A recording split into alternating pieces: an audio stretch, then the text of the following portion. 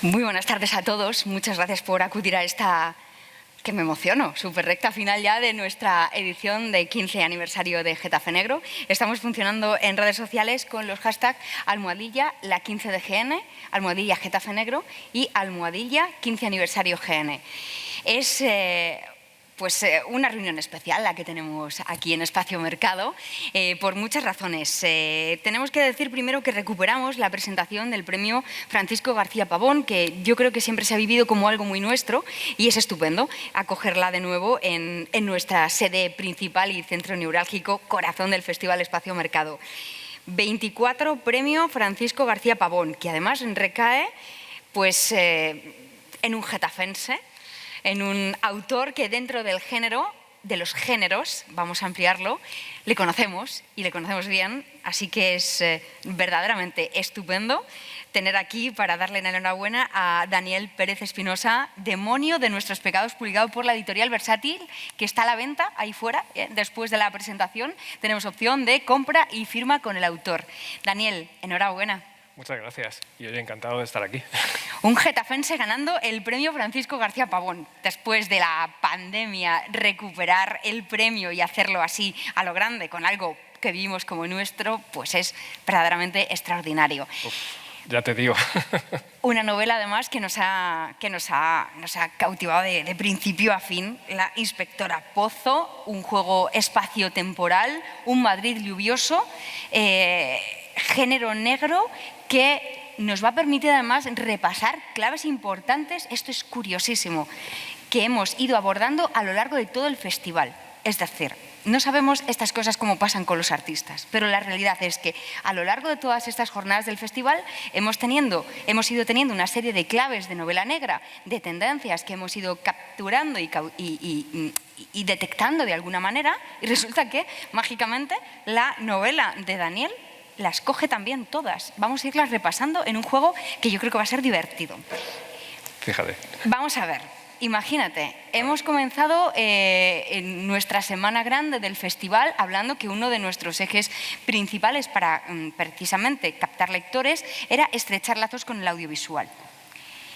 No vamos a caer en esto de decir que es una novela muy cinematográfica, que esto ya está como muy superado, ¿no?, en todos los sentidos, pero sí que uno de nuestros ejes era el audiovisual con la película Blade Runner, y este Madrid lluvioso, esta atmósfera nos ha recordado, Daniel, muchísimo a Blade Runner. No sé si ha sido ya por una deformación de todos estos días o si realmente ahí hay algo de Blade Runner.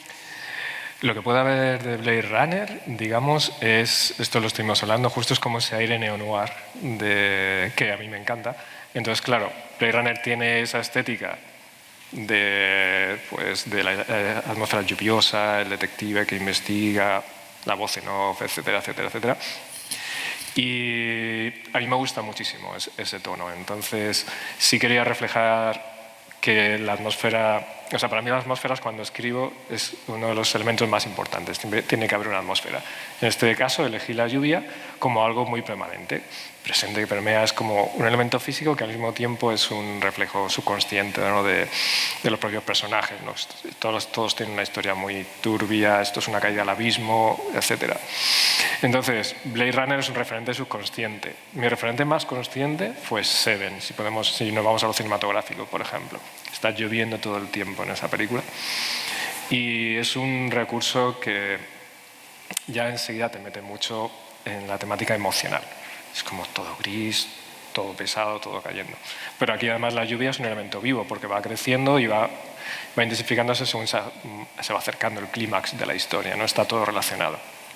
Sí que es cierto que tenemos que, aparte de primero hacer un anclaje importante argumental, la inspectora Pozo ha matado a su único sospechoso, tenemos un juego temporal, vamos viajando a lo largo de esta novela al pasado y al presente de alguna manera. Hay una diferenciación además incluso tipográfica para manejarnos en este sentido. Tenemos la muerte hace años en un contexto universitario de una poeta maldita, añadiría yo, aunque no está en la contra, que es V de Virginia. V de Virginia. Y tenemos también en este contexto, para completarlo, la figura del asesino en serie. Aquí lo que a mí me gustaría matizar, en defensa además, en provecho de Daniel, es que a veces cuando tenemos Seven como referente no es algo positivo, porque es verdad que para muchos estudiosos Seven lo que hace es un punto de inflexión hacia un asesino en serie y una narrativa especialmente sangrienta, pero no es tu caso. No. Has cogido la parte buena de Seven, ¿no? En ese sentido. No has incurrido en esa parte sangrienta, no te cebas con la sangre. ¿Eso es algo consciente? ¿Es algo que has querido evitar voluntariamente? Sí, efectivamente, porque además cuando he puesto el ejemplo de Seven es un referente atmosférico y quizá temático, pero no argumental. Es decir, hay otros referentes quizá ahí. Es decir, yo ya he escrito alguna otra novela en la que sí incido en lo macabro. Por ejemplo, tengo un thriller que es Viejo Caníbal, que es la historia de Blair Fish, el asesino de Nueva York de niños y caníbal de 1920. Esa novela es muy macabra, es muy gore, digamos. Entonces, aquí en absoluto, o sea, quería incidir en la parte emocional y en la parte de la intriga, pero sobre todo la culpa, etc. Entonces, de hecho, los asesinatos, las menciones son sutiles también. O sea, hay elementos, pero no, es verdad, no he querido caer en lo macabro, porque creo que cambiaría el tono de la novela. Y lo que busco aquí es enfocar en la historia de los personajes, no en lo macabro que ocurre. También tenemos que decir que bueno, pues, nuestro festival comenzaba con una exploración territorial del noir. Ha sido otro de nuestros ejes, el coger territorios y estudiarlos en relación a ello, ver y valorar si realmente cada territorio en nuestro siglo XXI, está generando su propia novela negra. Aquí también hay una territorialidad, aparte muy sugerente, que es con Madrid. Es decir, Madrid, decimos esta cursilada de es otro personaje, que un poco sí que es así, ¿no? Hay unas localizaciones muy concretas, está desde Lavapiés a Malasaña hasta, por supuesto, la estatua del ángel caído, ¿no? Esto ha sido, es homenaje, ¿qué es para ti Madrid dentro de tu narrativa en esta novela? Pues me gusta, es decir, Madrid es una ciudad muy bonita, tiene rincones muy bonitos y muy amplios y muy antiguos. Entonces, a la hora de definir la novela, o sea, la clave es que el asesino, cuando mata a los cadáveres, aparecen siempre en una fuente de agua. O sea, en una fuente, en un pilar, alguna cosa con agua, ¿no?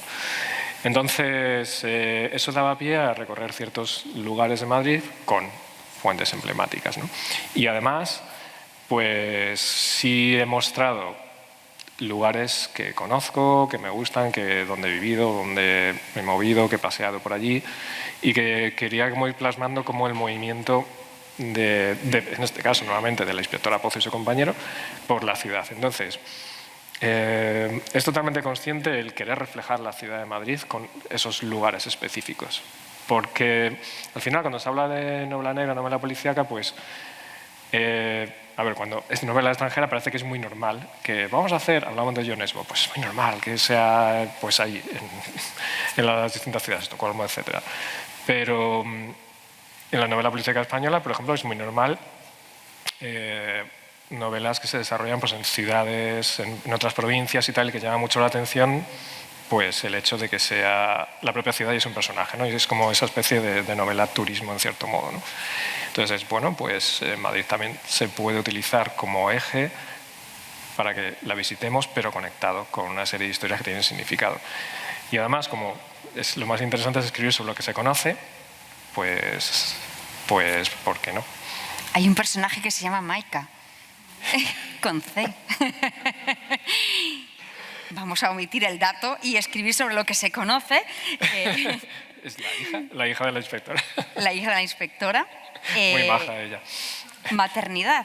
Ese es otro de los temas transversales que hemos tenido en el festival. Es muy curioso porque hablamos además no de una maternidad cualquiera, sino de una maternidad en el siglo XXI que es una maternidad culpable. Culpable por no proteger, culpable por no estar constantemente ahí. Esto sí que es de las cosas más curiosas que hemos ido detectando en las novelas y que tú realmente lo recreas. ¿Por qué haces hincapié no sé si voluntariamente o no, sobre esa maternidad culpable, ese deseo de protección, esa madre que parece que no llega nunca, ¿no? Pues es un proceso de desarrollo del personaje. Es decir, yo tenía claro que el personaje quería que fuese una inspectora de policía, entonces, pero quería plasmar en ese personaje el concepto del hard boil al final, de la policía quemada, con un pasado un poco turbio, con cosas que ha hecho que no están bien y con decisiones morales que toma que tampoco están bien. O sea, en esta novela ningún personaje es luminoso, hay muchos personajes que arrastran un montón de culpa y, por supuesto, la protagonista, la inspectora Pozo, pues es un poco el eje de todo ello, ¿no? Entonces, al pensar cómo trasladar ese concepto a un personaje verosímil, actual, real, alguien que es pues, una persona absolutamente real, y además no querer hacer un personaje joven, pues no sé, quizás es un poco pues bueno, por símil de la edad, ¿no? Pues si yo ya no tengo 20 años, pues voy a escribir a alguien de una edad más parecida porque puedo entender mejor las circunstancias, ¿no? O quizá por alejarnos del tópico, porque así es como se entiende mejor un personaje quemado y tal.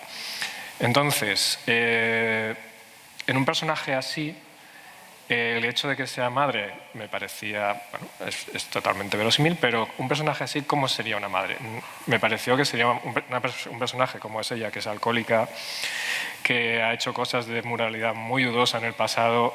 Me parecía muy poco probable que pudiese ser una buena madre, en ese sentido, aunque quiera mucho a su hija, pero toda su vida es un cúmulo de errores. Y eso lo que me proporcionaba es el gancho más importante de la novela, que es que ella hace cualquier cosa por proteger a su hija. Esa es la cuestión. Por muy mala madre que se pueda considerar, muy malas decisiones que haya tomado en su vida, lo único que le queda es su hija. Luego su marido murió, la policía también, entonces solo le queda a su hija. Entonces, ese es su foco dramático. Y claro, el hecho de quererla mucho al mismo tiempo choca con el hecho de que ella no es una buena persona. Entonces, esto nos genera una relación bastante turbia en ese sentido, pero al mismo tiempo intentado que empatizable, de bueno, vamos a ver si es una persona con estas circunstancias de tu vida, que estás metida en una situación en la que el asesino te está persiguiendo, está amenazando a tu hija con matarla, si prosigues la investigación, pues la situación es terriblemente tensa, ¿no? Y todo eso se materializó de forma muy orgánica en el personaje, con su hija y con una relación que intenté que diera toda la potencia emocional. También muy curioso esto, una de nuestras estrellas internacionales este año ha sido Paula Hawkins con la novela Punto Ciego, dos concomitancias importantes con Demonio de nuestros pecados. Uno es esto que ella, digamos que de alguna manera materializa con el nombre de apegos ciegos, ese apego ciego, esa manera de querer pero querer mal, ¿no? Que sería un poco esta maternidad pues mal enfocada, ¿no? A la hora de proteger o querer a su hija. Y hasta ahí podemos leer. y claro, por otra parte también estaría este tema que tú bien dices de evolución y madurez de personajes en relación al autor. Paula justamente a sus personajes los enclava como en parte los tuyos están a punto. Se les exige a nivel humano una evolución, pero ellos están anclados, sobre todo en la adolescencia. Se quedan ahí y no evolucionan. Entonces, es algo que les ponéis en un límite, además, en la que esta exigencia de que maduren es urgente porque se están jugando la vida directamente. O maduras o mueres. Entonces, ahí, cada uno luego ahí, en fin, no vamos a decir nada más, pero ahí queda eso, ¿no? Personajes en una adolescencia que nos hace retrotraernos hace 20 años, al 20 de enero de 2006, en la Universidad Autónoma de Madrid. Es una salvajada este comienzo. ¿Cómo ideas esta barbaridad de repente un muerto, los chavales, la fiesta? ¿Cómo es esto? Ponnos un poquito en antecedentes. Bueno, antes de nada de decir, y esto me parece, es un dato muy anecdótico, muy personal, muy tal, es un poco el origen de la novela. Yo soy muy aficionado a los juegos de rol. Los juegos de rol son una forma de contar historias. Entonces, Demonio de nuestros pecados nació originalmente como un juego de rol en vivo. Es que es una especie de teatro improvisado, digamos. En este caso no es improvisado porque estaba muy guionizado. Es como una especie de teatro en el cual se van realizando unas escenas, se van jugando, los diálogos totalmente libres, pero hay una historia, ¿no?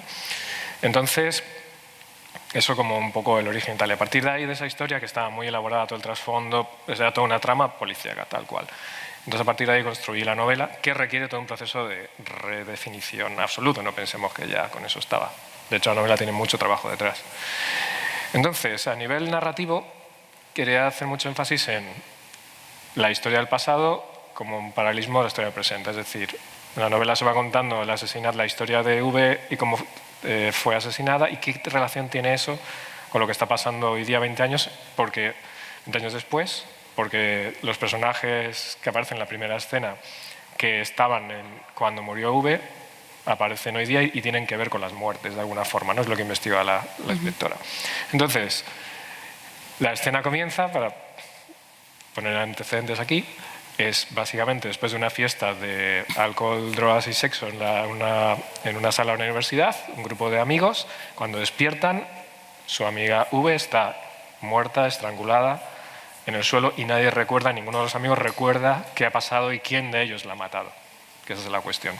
Y así empieza. Y de hecho, los propios personajes que despiertan con ellas son todos muy particulares. Hay uno que tiene un perfil como de psicópata seductor, otro tal.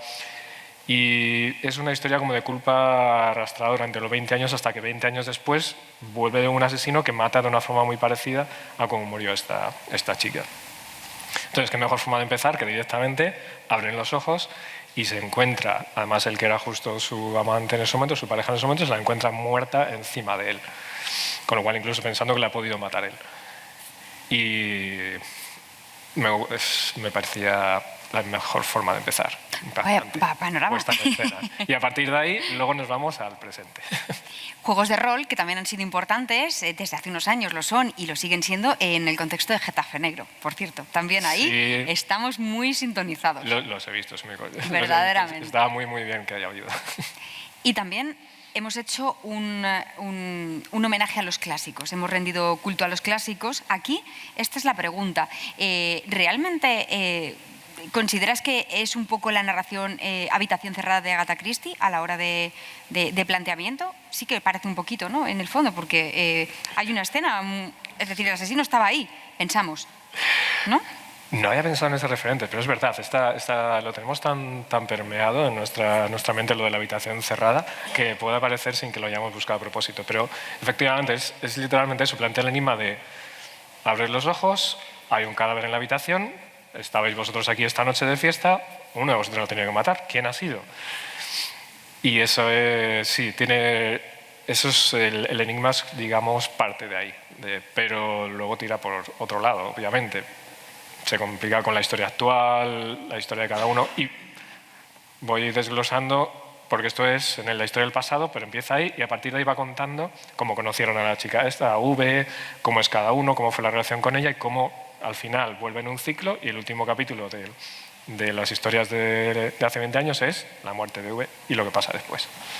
Un elenco de protagonistas. Destácanos uno de los personajes que quieras. Yo creo que es bastante claro a quienes amas y a quienes odias. Solo te digo eso. Bueno, es que es muy complicado porque, claro, es al final, mucho cariño que tengo a todos los personajes. Pero digamos, empezando por la inspectora Pozo, bueno, ya hemos hablado de ella, ¿no? Pero claro, al ser la voz protagonista de la historia presente, pues claro, le he puesto muchísimo cariño a la hora de desarrollarla, ¿no? Y me ha gustado mucho hablar con su voz, ¿no? Un personaje totalmente destruido, pero todavía con capacidad de luchar y con capacidad de tomar las decisiones que sea, ¿no? Y me gusta mucho también su compañero, Inspector Vides, que es un personaje muy oscuro, que es básicamente es el marido de la mujer a la cual el asesino parece que está buscando y con la cual parece que está obsesionado, ¿no? Con lo cual está totalmente tocado por eso. Y va cayendo cada vez más, es un tipo violento, pero al mismo tiempo es muy vulnerable.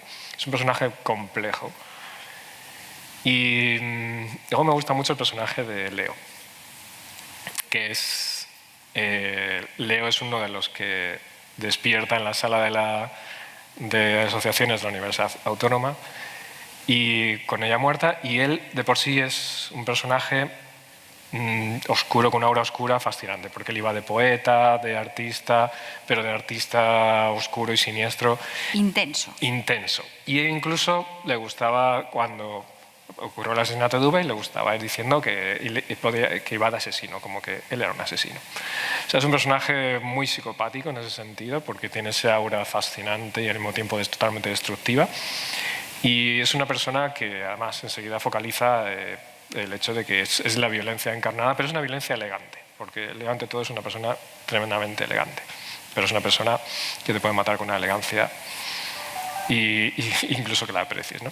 Y me pareció, es un personaje muy bonito de manejar, bonito entre comillas, entendámonos, porque tiene mucho de arte alrededor, pero es el concepto del arte aplicado a una psicopatía, entonces es fascinante, sería la palabra.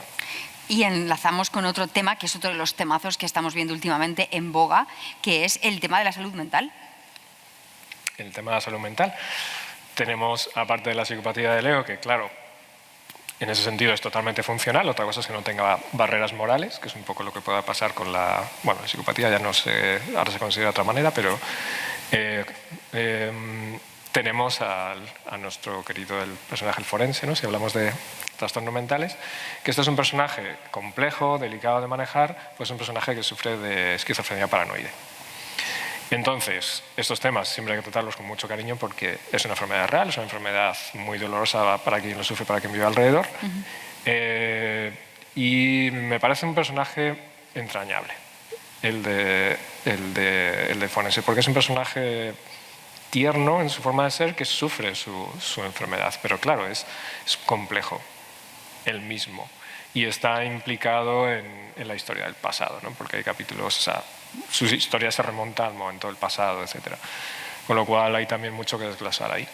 Con lo cual es como que todos los personajes alrededor de esta historia están relacionados, que es una clave, están relacionados con V de una forma u otra, porque estén obsesionados con ella o porque la conocieran. Y hay una profesional que trata las enfermedades mentales. Y hay una profesional que trata las enfermedades mentales. Como tiene que haber una voz de la razón en la novela, porque si no sería todo mucho la caída en esta locura, en la desazón, el desastre, tiene que haber una voz calmada, racional, que analice y trata de poner orden, que es la psiquiatra forense Oria Méndez, que es la que trata a la inspectora Pozo, porque la estructura de los capítulos se va alternando la historia de hace 20 años, cuando la historia de V, la chica que fue asesinada, y la historia actual de cuando ha vuelto ese asesino, y la inspectora Pozo con su compañero están tan destrozados después de 3 años de búsqueda en las cuales el asesino no hace más que machacarle con mensajes, amenazando a su hija, amenazando a la esposa del inspector, y básicamente ha destruido su vida mientras tratan de encontrarlo antes de que destruya lo poco que les queda, ¿no?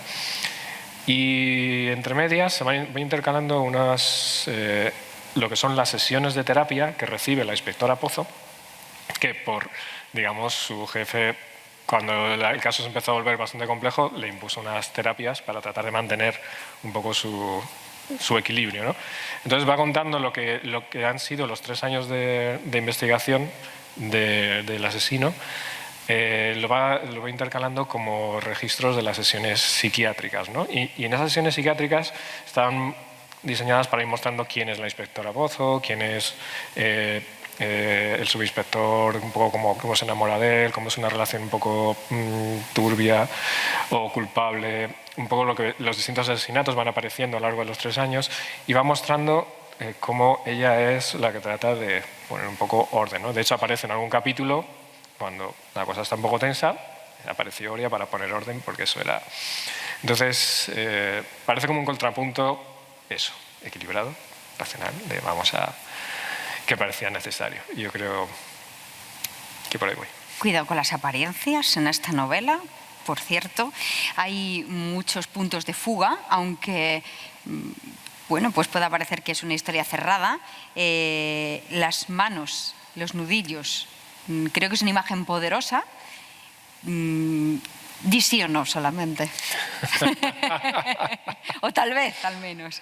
Yo te lo voy a dejar en un tal vez, pero las manos son importantes, porque V aparece estrangulada, ¿no? Al fin y al cabo. Entonces, Hay personajes que se están mirando las manos todo el tiempo, personajes que están retorciendo las manos, siempre hay un tema de...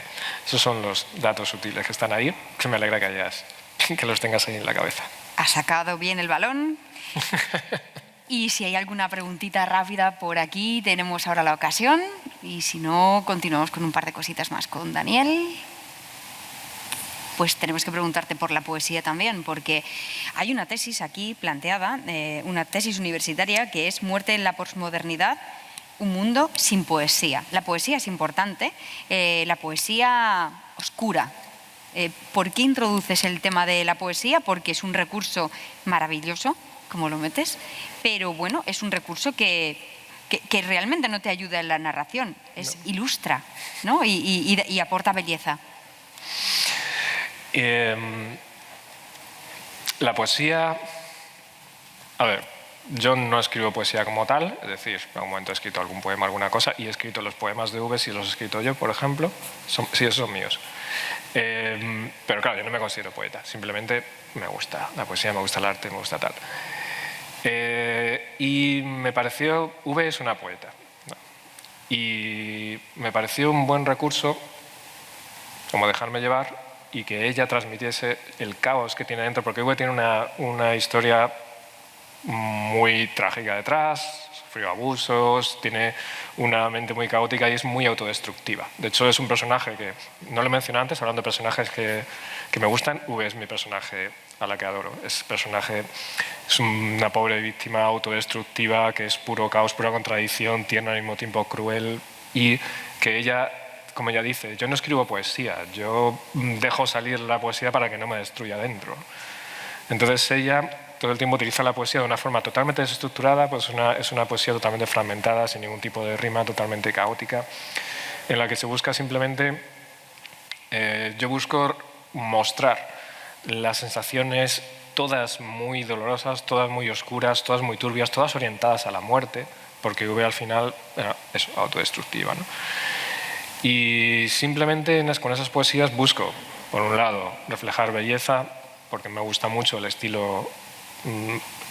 Trato de cuidar mucho mi estilo narrativo, trato de que refleje, cada frase está muy meditada para que refleje el ritmo que yo quiero, el estilo que yo quiero, la imagen que yo quiero. Por eso quizá me gusta la poesía, porque es puro ritmo y tal.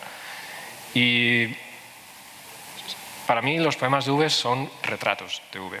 Y están ahí, casi en cada capítulo de V suelta un poema y se ha convertido como una parte de la personalidad de V. Y me gustó muchísimo escribirlos sin la presión de, oh Dios mío, voy a escribir poemas, a ver qué me dicen si les gusta. No, o sea, es parte de la novela, te pueden gustar o no. Y es puro caos, es puro personaje de V. Ya está. Están simplemente hechos para que lo leas y te transmita las propias palabras, los conceptos. Y cada poema refleja claves del personaje. Claves de por dónde va a ir, por dónde va a terminar. Entonces, están metidos así. Luego, en contraste, tenemos al personaje de Alba, que era la profesora de V, que es a la que 20 años después el asesino parece que está persiguiendo porque se parece a V.